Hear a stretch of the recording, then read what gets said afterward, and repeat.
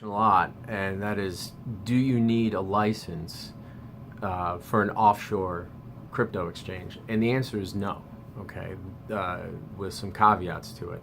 And that main caveat being where you're domiciled or where you purport to operate from. As I discussed with, like Vanuatu, places like that, the process of domiciling there and operating requires a license in that jurisdiction. That jurisdiction is very easy to get what is a pseudo securities forex license. And there's three particular jurisdictions which allow forex activity, which includes crypto exchange, but doesn't require a license. And those places are Nevis, which I'm a big fan of and I've spoke about before, St. Vincent, and the Seychelles. None of them require a license to operate a foreign exchange dealer or foreign exchange broker. And so that's why you see a great deal of Forex, binary options, and other type of companies operating from those jurisdictions. So it's great in a sense. One of the pitfalls is that without a license, banking becomes very difficult. And banking is already very difficult when you're dealing with crypto, so now you're compounding it in the sense that you're operating unlicensed Forex exchange. Now, I've read, and I can't verify it, that about 90% of Forex brokers actually start out as being unlicensed, and that may in fact be accurate, but as you grow, it does make some sense, especially from a banking perspective and from a transparency perspective, to become licensed, whether that's like in a Class C jurisdiction like a Vanuatu, or Cyprus, or Malta, or Gibraltar, or like a Class B even in the UK, Australia, and then Class A, which would be like the United States.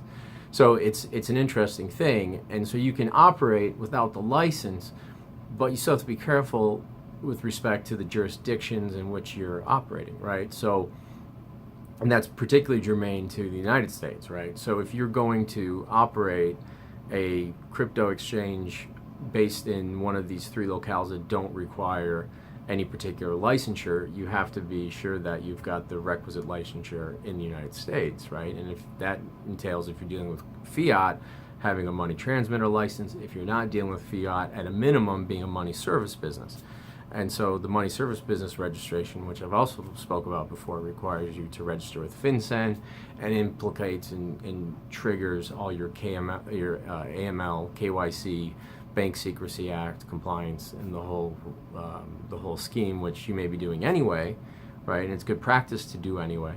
But just because you're operating from an unlicensed jurisdiction, call it, doesn't mean that you escape U.S. regulation if you're going to take U.S. customers, which is particularly problematic if you're a U.S. citizen, because of course you're opening the door to a fair amount of liability. So those three nations, Nevis, St. Vincent, and the Seychelles, great places to consider if you're going to start a crypto exchange or even a forex broker, but it comes with its own set of challenges.